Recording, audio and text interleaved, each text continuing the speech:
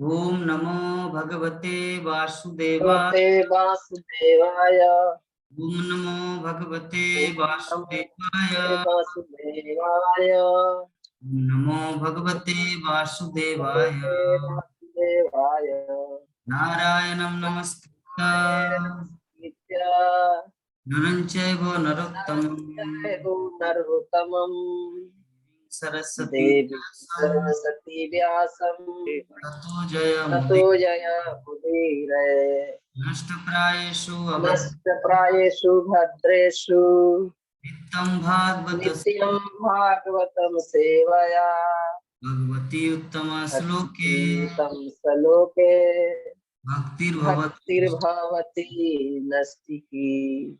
श्रीमद् हरे कृष्णा कृष्णा कृष्णा हरे हरे, हरे राम राम राम हरे हरे। हरे कृष्ण। हरे कृष्ण। तो सभी भक्तों को स्वागत है हमारे श्रीमद् भागवतम की कक्षा में।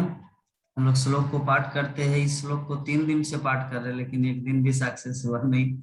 आज देखते हैं। हो सकता है विश्वनाथ प्रभु नहीं आए थे, इसीलिए भागवतम के लेखक व्यासदेव सोच रहे थे कि जब तक विश्वनाथ प्रभु नहीं आएंगे तब तक इस श्लोक का पाठ नहीं होगा। जैसे भक्ति सिद्धांत सरस्वती ठाकुर का जब आविर्भाव हुआ था जगन्नाथपुरी में, तो जगन्नाथ का रथ यात्रा 3 दिन से वहां तक हिले ही नहीं, जा ही नहीं रहा आगे। तो भक्ति विनोद ठाकुर ने सोचा क्यों ना, जब द्वार के सामने जगन्नाथ आए हैं, यहाँ से रथ हिल ही नहीं रहा है, थोड़ा बच्चा को, नवजात शिशु को लेकर जाए रथ के सामने। जैसे ही रथ के सामने ले गए नवजात शिशु को, जगन्नाथ का जो माला है वो सीधा भक्ति सिद्धांत सरस्वती ठाकुर छोटे बच्चे के गले में मतलब लग गया। और जैसे ही माला मिला भक्ति सिद्धांत सरस्वती ठाकुर को, तो रथ चलना शुरू किया। तो उसी प्रकार 2 दिन से हम लोग 34 नंबर 34 नंबर श्लोक चल ही नहीं रहा है, रोज डिस्टर्ब हो रहा है। आज थोड़ा सा स्क्रीन में आए हैं, हो सकता है विश्वनाथ प्रभु वही भक्ति सिद्धांत सरस्वती ठाकुर का कृपा धन्य उनके दासानुदास है, जिसके फलस्वरूप। हरे कृष्णा प्रभु जी, दंडवत प्रणाम। तो चलिए हम लोग पहले पाठ करते। चलिए विश्वनाथ प्रभु जी पाठ करेंगे पहले, आज हम पाठ नहीं करेंगे। पहले प्रभु जी पाठ कीजिए। तो हरे कृष्ण। हरे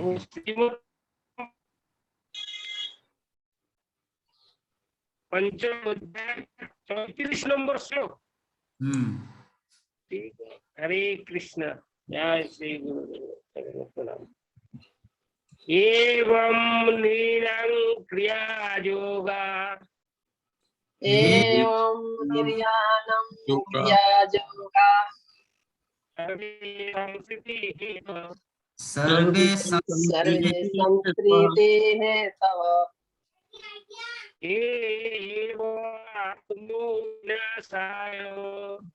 एवात्मा विनाश एवं आत्मा विनाशाय कल्पन्ते कल्पन्ते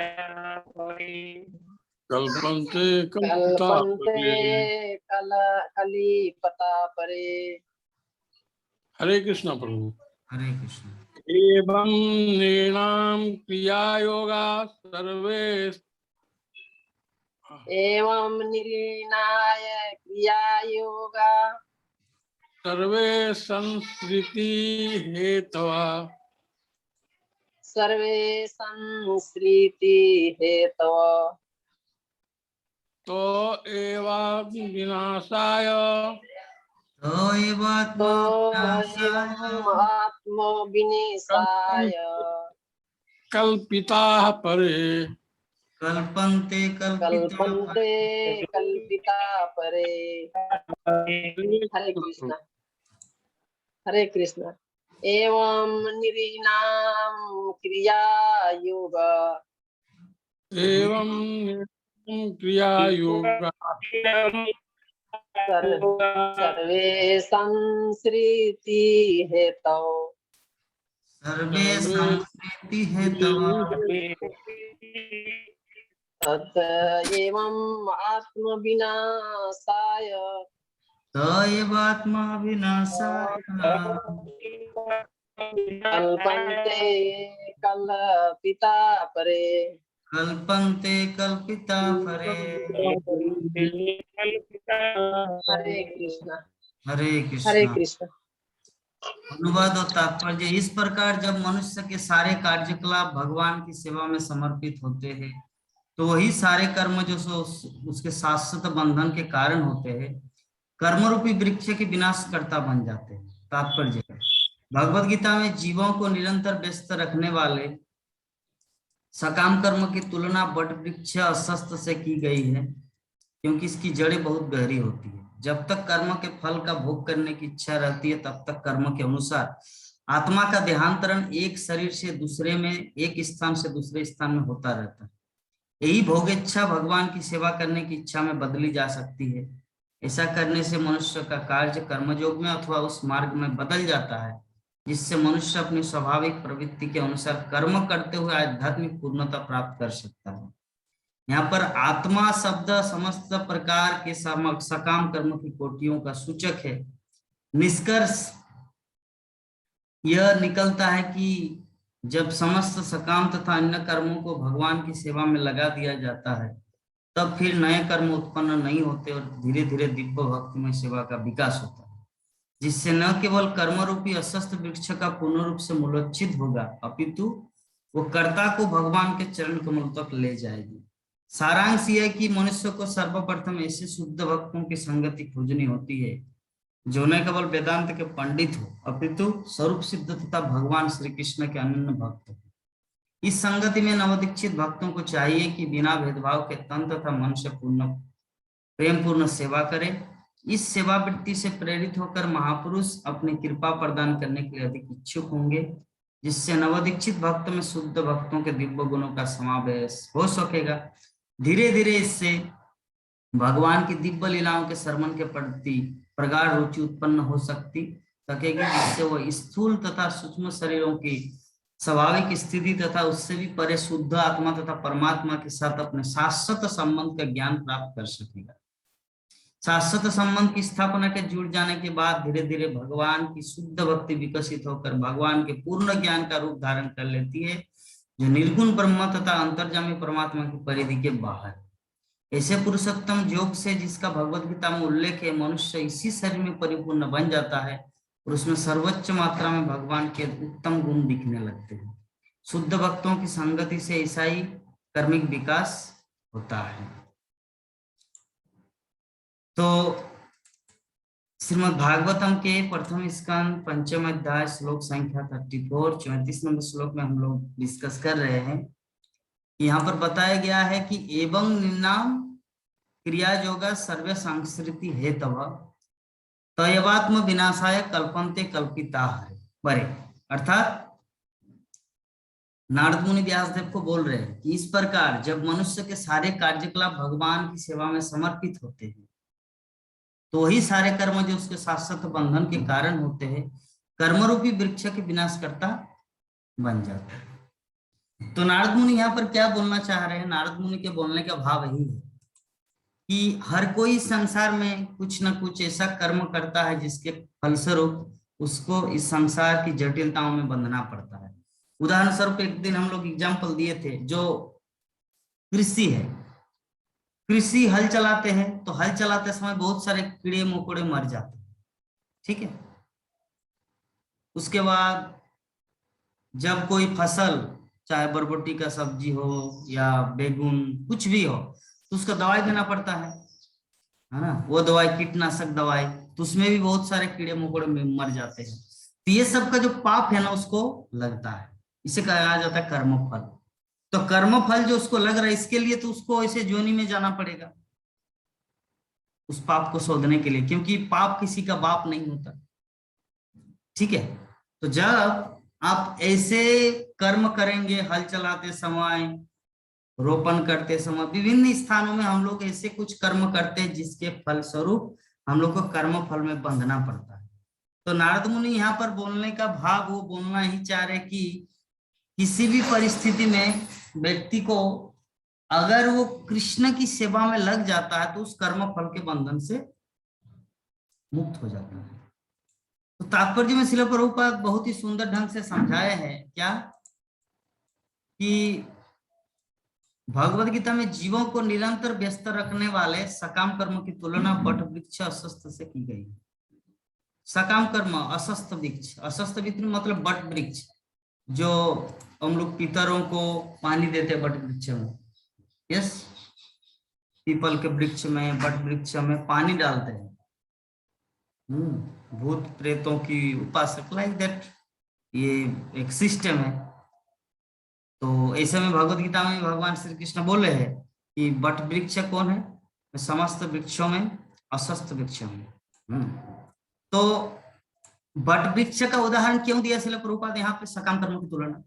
बट वृक्ष जो है ना, अस्वस्थ वृक्ष जो है, उसका जो जड़ है बहुत ही गहरा है, बहुत दूर तक फैला रहता है। किसी गांव में एक बट वृक्ष है तो वो दूसरे गांव तक छू जाता है। उनका बट वृक्ष का जो मूल है, उसका जो क्या बोलते हैं, जड़ बहुत दूर तक फैला रहता है। जैसे हमारे एग्जाम्पल के रूप में तुलसी पौधा होता है, या कोई मिर्चा का पौधा होता है, या कोई भी ऐसा टमाटर का पौधा या टमाटर का ये, तो उसका जड़ कितना दूर तक होता है? जस्ट मान लीजिए इतना बड़ा पौधा है तो जड़ इतना बड़ा रहेगा। लेकिन बट वृक्ष एक गांव तक फैला रहता है, इतना वो मतलब व्यापक होता है बट वृक्ष। तो इसीलिए जो सकाम कर्म जो है ना हमारे जीवन में, जो हम लोग भगवान कृष्ण की भक्ति न करके सिर्फ ऐसे काम में लगे रहते हैं, तो उसका कर्म फल जो है ना वो बट वृक्ष के जड़ के साथ तुलना किया, वो बहुत दूर दूर तक फैला रहता है। इसको और सरल भाषा में कैसे समझे? और सरल भाषा में इसे समझ सकते हैं। एग्जाम्पल देखिए कि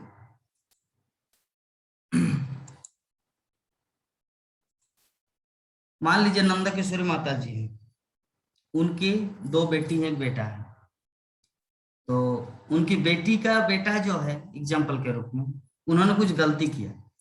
गलती करने के बाद वो इतना बड़ा गलती किया कि वो किसी के दूसरे बच्चे के साथ कोई बहुत बड़ा कांड हो गया, तो इसके लिए उनको कर्मफल भोगना पड़ेगा। तो इसके भी पीछे नंद किशोरी माता जी का कर्मफल है।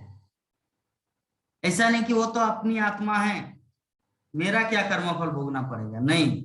ये जो जड़ है ना सकाम कर्म का जड़, उनको वो शादी करा, उनका बेटा का बेटा, उनकी लड़की का लड़का। इस तरह कर्मफल बहुत एक व्यापक है बट वृक्ष की तरह। किंतु अगर कोई बोले प्रभु जी तो ऐसी अवस्था में मैं क्या करूं?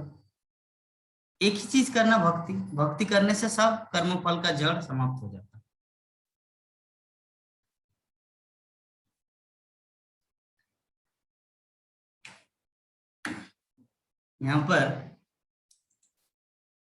यहाँ पर सब कुछ का सॉल्यूशन श्रील प्रभुपाद दिए। जब तक कर्म के फल का भोग करने की इच्छा रहती, तब तक कर्म के अनुसार आत्मा का देहांतरण एक शरीर से दूसरे में तथा एक स्थान से दूसरे स्थान में होता रहता है। किंतु यही भोगेच्छा भगवान की सेवा करने की इच्छा में बदली जा सकती है। ऐसे करने से मनुष्य का कार्य कर्मयोग में अर्थात अथवा उस मार्ग में बदल जाता है जिससे मनुष्य अपने स्वाभाविक प्रवृत्ति के अनुसार कर्म करते हुए आध्यात्मिक पूर्णता प्राप्त कर सकते। तो मान लीजिए इस तरह फंसे हुए हम लोग जड़ में, ठीक है, वैदिक जंजाल में, नहीं चाहते हैं, मैं तो नहीं करता प्रभु, वो तो मेरे नाती का वो किए, तो उसमें मुझे क्यों पाप लगेगा? लगेगा, क्योंकि आप ही का संतान है ना, आप ही से वो आया है, जड़ तो आप ही है। चीज को समझे?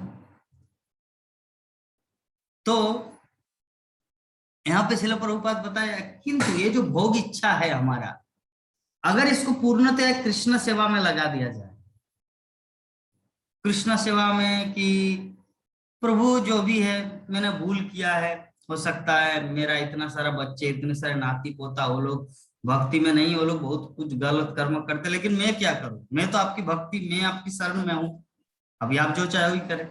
तो अगर कोई ऐसे सरेंडर भाव में आ जाता है तो उसका कर्मफल भोगना नहीं पड़ता। कृष्ण उसको अपने संरक्षण में रखते, इसलिए चिंता का कोई प्रश्न नहीं। समझ गए माता, नंद किशोरी माता? कृष्ण अपने संरक्षण में उस भक्त को ले लेते। हाँ, तो आगे बताया गया है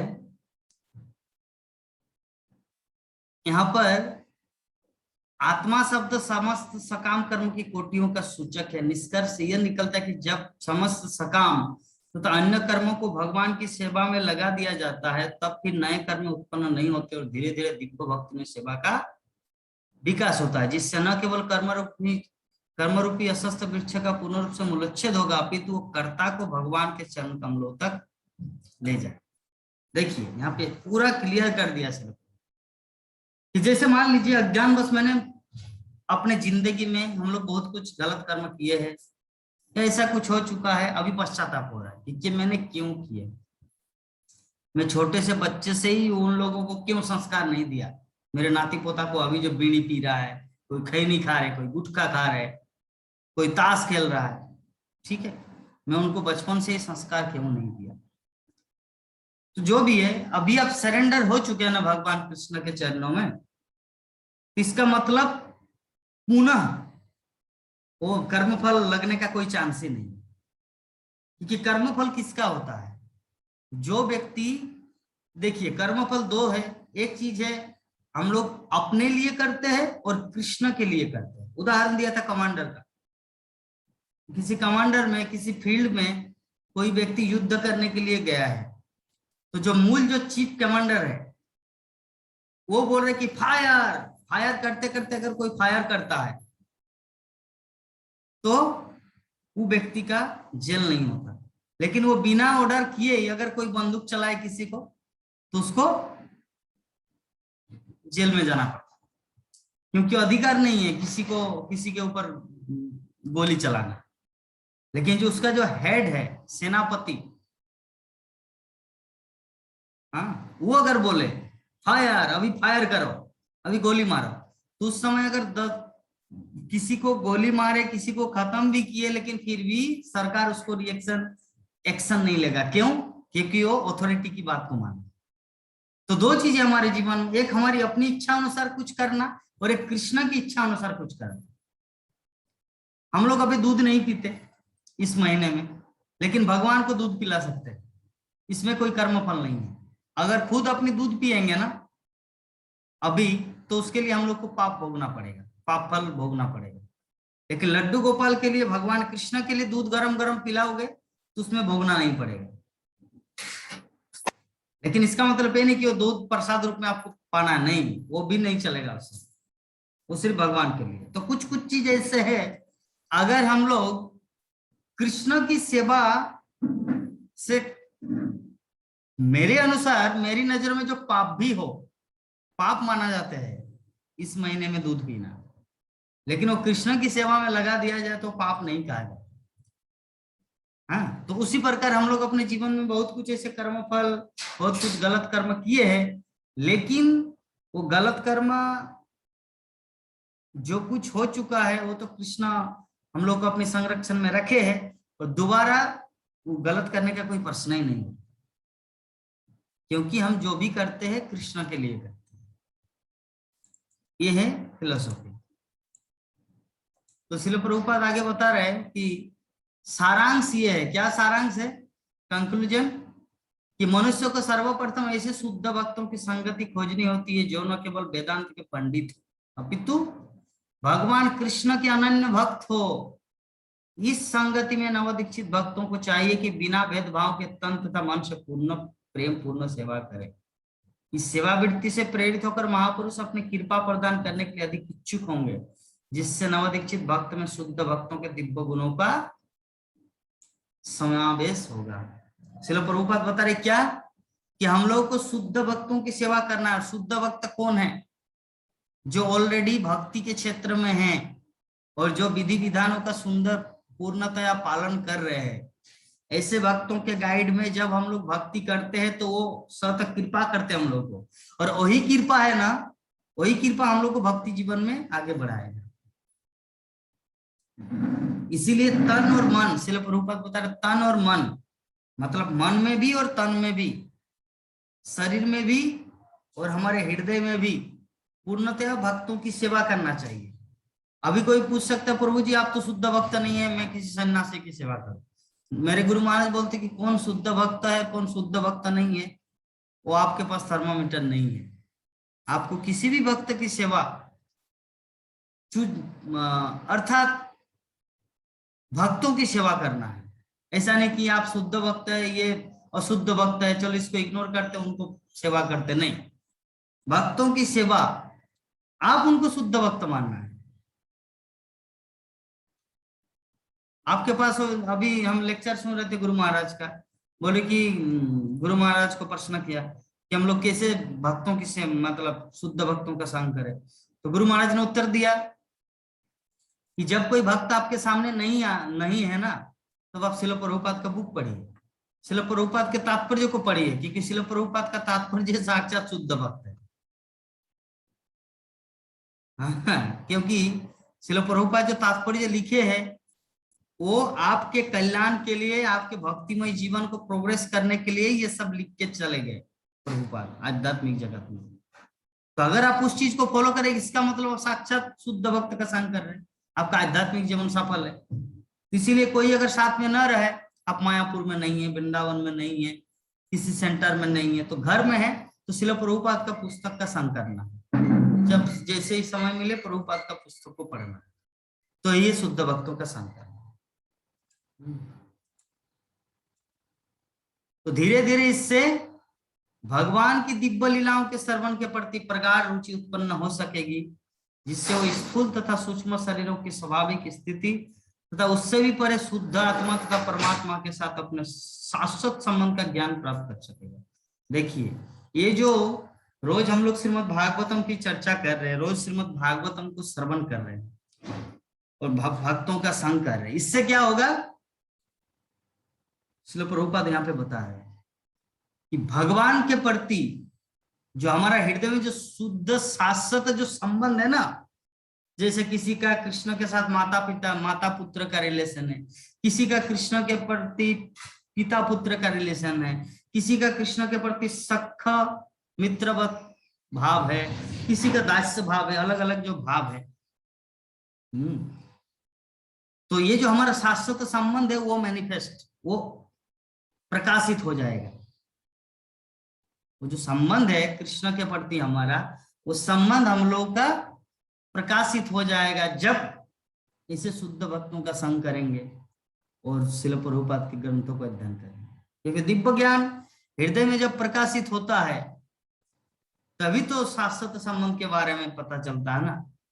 इसे दिव्य ज्ञान का एक एग्जाम्पल देते हैं कि जैसे मान लीजिए कोई व्यक्ति सोया हुआ है, उस समय एक दूसरे माइंड में होता है, और जब व्यक्ति ऐसे हकीकत की जिंदगी में रहता है उस समय भी दूसरे माइंड में रहता है। माइंड एक ही है, मन एक ही है, लेकिन दूसरे से अलग अलग स्तर होता है। सोने के टाइम क्या डिस्टर्ब कर रहे, छोड़ो जाओ, ऐसा भाव होता है, उसको आलसपन होता है। लेकिन जब ऐसे नॉर्मल कंडीशन में होता है तो हर चीज को बुद्धि के साथ समझ सकता है, क्या करना चाहिए क्या नहीं करना चाहिए। उसी प्रकार जो दिव्य ज्ञान का जो स्तर है ना, व्यक्ति को जब दिव्य ज्ञान प्राप्त होता है तो अपने शाश्वत संबंध कृष्ण के साथ जो उनका जो एक रिलेशन है उसको समझ सकता है। कृष्ण के साथ जो उनका जो संबंध है ना, चाहे माता पिता पुत्र का है, सख्य वात्सल्य भाव का है, दास्य भाव का है, जो भी है वो स्वतः प्रकाशित हो जाता है कि कृष्ण के साथ मेरा क्या रिलेशन है। जिसे नॉर्मल कंडीशन में हम लोग समझ सकते हैं कि क्या करना चाहिए क्या नहीं करना चाहिए, लेकिन जब सोते रहते हैं उस समय हमारे पास कोई बुद्धि नहीं रहता। लेकिन नॉर्मल कंडीशन में हम लोग को पता चलता है क्या करना है क्या नहीं करना है, आग में कूदना है या नहीं, सागर में डूबना है या नहीं। हाँ, ये सब का थोड़ा बुद्धि होता है। नहीं, ये पुल के नीचे हम नहीं गिरेंगे, अगर यहाँ से जंपिंग करेंगे तो मरेंगे, ठीक है। नहीं बाबा, बद्रीनाथ के पहाड़ में चल रहे, पीछे तरफ नहीं देखना है, सीधे गिरेंगे तो मरेंगे। तो ये बुद्धि है हमारा जब हम लोग जागृत अवस्था में रहते हैं। लेकिन जब सपनावस्था में या निद्रावस्था में जब रहते हैं तब कोई ज्ञान नहीं होता है। कोई बोलते हैं अरे उठो भागवतम क्लास का टाइम हो रहा है, अरे सोने दो। उस समय उसका भाव पता नहीं चलता कि श्रीमद् भागवतम कितना महत्वपूर्ण है। अरे चलो नरेंद्र मोदी आए हमारे गांव में, चलो मीटिंग होगा, अरे सोने दो मुझे। क्यों? निद्रावस्था में व्यक्ति अपने जो क्या बोलते हैं नॉर्मल कंडीशन, साधारण या सामान्य जो स्थिति है उससे वो दूर रहता है।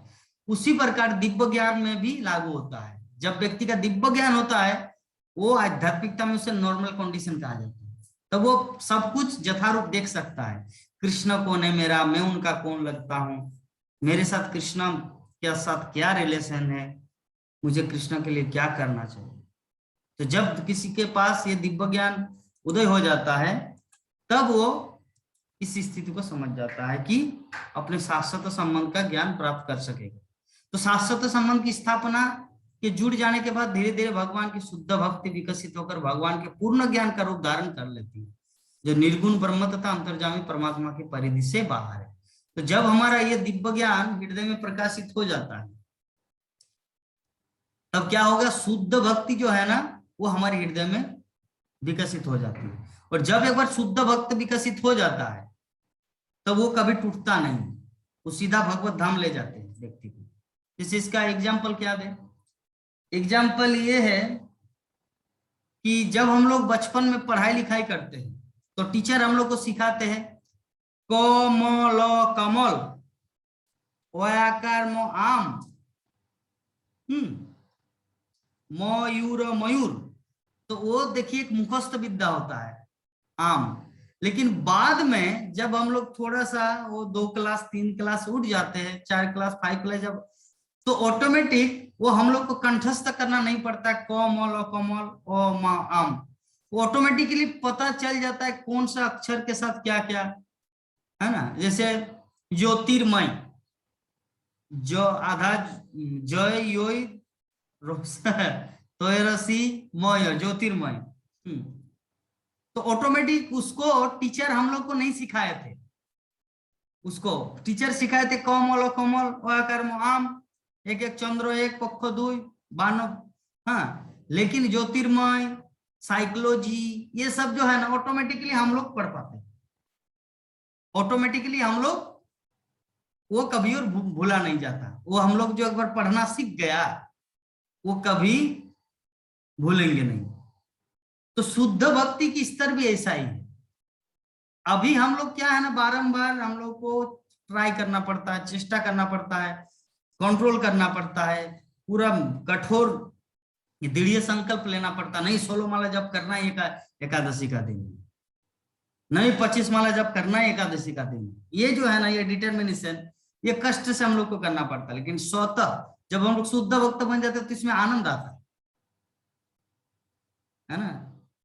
जैसे बच्चा जब नहीं जानते पढ़ाई लिखाई तो उसको कष्ट होता है। आम कमल मयूर भालू गीदड़, वो टीचर सिखा देता है इसको गीदड़ बोला जाता है, हाँ इसको जाम बोला जाता है, इसको आम बोला जाता है, टीचर सिखा देते हैं। लेकिन जब आप खुद सीख जाते हैं ना पढ़ना तब उसको आनंद आता है। पेपर प्रभात खबर पढ़ते हैं, दैनिक जागरण पढ़ते हैं, नवभारत टाइम पढ़ते हैं, क्यों? क्योंकि सीख गए हैं। उसी प्रकार भक्ति के क्षेत्र में अभी हम लोग को आनंद क्यों नहीं आता? क्योंकि अभी हम लोग भक्त हैं। लेकिन जब शुद्ध भक्त बन जाएंगे तब आनंद आएगा। एक दूसरा एग्जाम्पल, बच्चा साइकिल सीखता है ना। तो साइकिल सीखता है तो पहले पहले क्या होता है, पहले दिन में वो गिर गया, पूरा खून निकल रहा है, डॉक्टर के पास ले गया माता पिता, फिर उसको बंडेज ये किया। फिर सेकंड दिन साइकिल सीखने गया, किसी के साथ बजट मतलब वो फिर गिर गया और अभी 2-3 दिन वो उठ नहीं पाए। लेकिन जब साइकिल सीखना उसका परफेक्टली जब वो रान चला पाता है साइकिल तो उसको आनंद आता है। तब उसको पूरा आनंद आता है। साइकिल में इधर जाता है, हाट तोला जाते हैं, मार्केट जाते हैं, पकौड़ी खाने जाते हैं, समोसा खाने जाते हैं, विभिन्न दूसरे गांव में जाते हैं घूमने के लिए। क्यों? क्योंकि साइकिल सीखना होता है। तो उसी प्रकार जब तक हम लोग साइकिल को नहीं सीख पाते, अच्छी तरह नहीं चलाना आता है, तब हम लोग को विभिन्न परिस्थितियों से गुजरना पड़ता है। कभी ठोकर खाते, कभी एक्सीडेंट होता है, कभी डॉक्टर के पास जाना पड़ता है। तो अभी जो हमारी स्थिति है ना भक्ति का, वो साइकिल सीखने के बराबर है। अभी हम लोग सीख रहे हैं। इसके लिए कभी हम लोग माया के प्रभाव से फेल डाउन हो जाते हैं, कभी निद्रा के गर्त में चले जाते हैं, हाँ, कभी सोलोमाना जब भी नहीं हो पाता, कभी घर में जब टाइल्स का या पत्थर का काम होता है तो आवाज से सुनाई नहीं देता, तो जूम क्लास हम लोग अटेंड भी नहीं कर पाते। पीछे हमारे प्रभु जी 2-3 दिन नहीं आए थे विश्वनाथ प्रभु। तो लेकिन जब हम लोग शुद्ध भक्ति के स्तर में आ जाते हैं ना, तब इस तरह कोई भी किसी भी तरह का बाधाएं, किसी भी प्रकार का मतलब दिक्कत का सामना नहीं करना पड़ता। तो अभी हम लोग उस अवस्था में, पहला अवस्था क्या कि साइकिल सीख रहे हैं। अभी तक हम लोग साइकिल चलाना पूर्णतया नहीं आता, जस्ट साइकिल सीख रहे हैं, गिर जा रहे, खून निकल रहा है, ये हो रहा है। और दूसरा कि टीचर हम लोग को पढ़ा रहे हैं, 10 दिन लग रहा है, वहां आम को मुखस्त, इसको कहते आम, इसको कहते कमल, इसको कहते फैन, इसको कहते भालू, इसको कहते बकरी, इसको कहते भैंसा, इसको कहते ये। तो जैसे वो सिखा रहे वो मुखस्त विद्या हम लोग सीख के आ रहे हैं। लेकिन जब हम लोग खुद अपने माइंड से सीख जाते हैं कि भयाकार लोय दुर्गु भालू,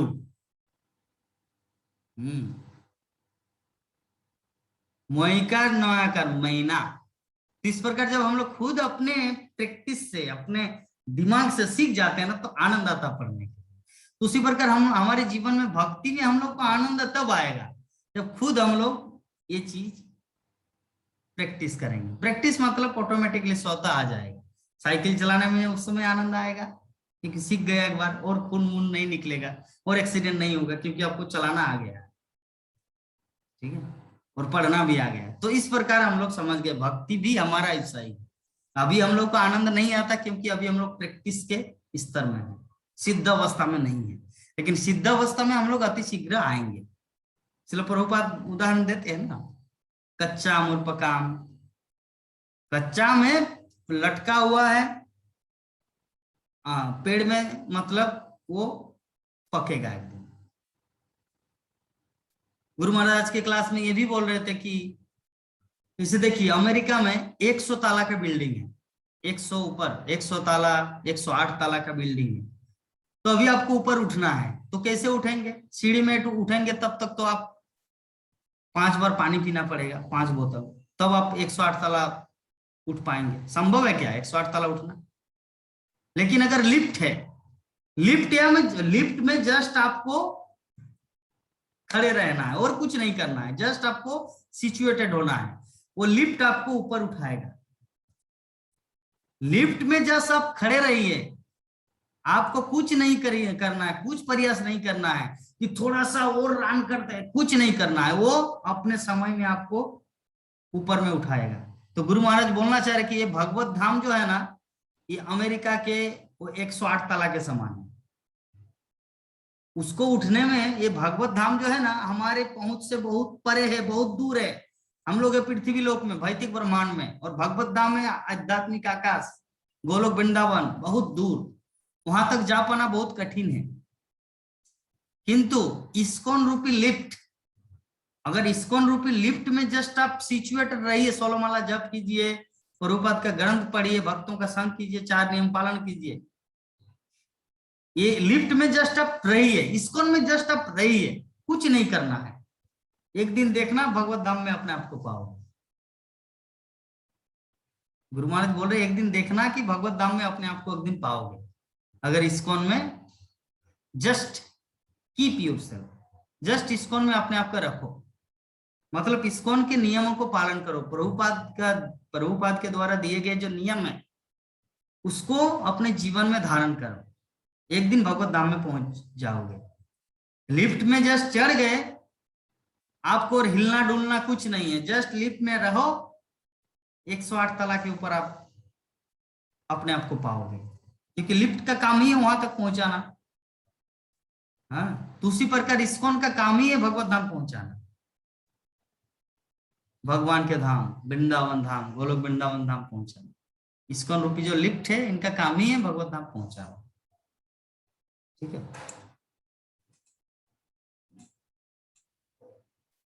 तो ऐसे पुरुषोत्तम योग से जिसका भगवत गीता में उल्लेख है, मनुष्य इसी शरीर में परिपूर्ण बन जाता है और उसमें सर्वोच्च मात्रा में भगवान के उत्तम गुण दिखने लगते हैं। शुद्ध भक्तों की संगति से ऐसा ही कर्मिक विकास होता है। तो इस प्रकार हम लोग देखे हैं कि जो पुरुषोत्तम योग है भगवत गीता में 15 अध्याय, तो ये जो हम लोग भगवान की भक्ति करते हैं, भक्तों का संग करते हैं, शुद्ध भक्तों का संग करते हैं, तो भक्तों का संग करने से क्या होगा, यहाँ पे बता रहे श्रील प्रभुपाद, भगवान के अंदर जो गुण है, दिव्य गुणावली, वो हमारे अंदर में विकसित होगा, वो डेवलप होगा। क्योंकि देखिए विषय वस्तु ये है, कहीं पर जाने के लिए, किसी का संग रहने के लिए उसका उस तरह का गुण अनिवार्य है। मान लीजिए आप राष्ट्रपति की चेयर में जाके बैठना है, या राष्ट्रपति के भवन जो जहां पे मीटिंग करते हैं उस लेवल में बैठना है, तो आपको उस तरह का व्यक्ति होना चाहिए। हमारे राकेश कुमार राय प्रभु जी ये प्रधानमंत्री के साथ बैठने के काबिल है, हम लोग है क्या? नहीं है। क्या प्राण मोहन प्रभु जी प्रधानमंत्री के साथ बैठ पाएंगे, मुख्यमंत्री के साथ बैठ पाएंगे, या नंद किशोरी माता जी, हम या विश्वनाथ प्रभु? नहीं। लेकिन राकेश कुमार राय प्रभु जी बैठ पाएंगे। क्यों बताइए तो? क्योंकि उसी फील्ड में है। मुख्यमंत्रियों के साथ उठना बैठना, विधायकों के साथ उठना बैठना, एमएलए के साथ उठना बैठना, ठीक है, ये उसी फील्ड में रहते हैं।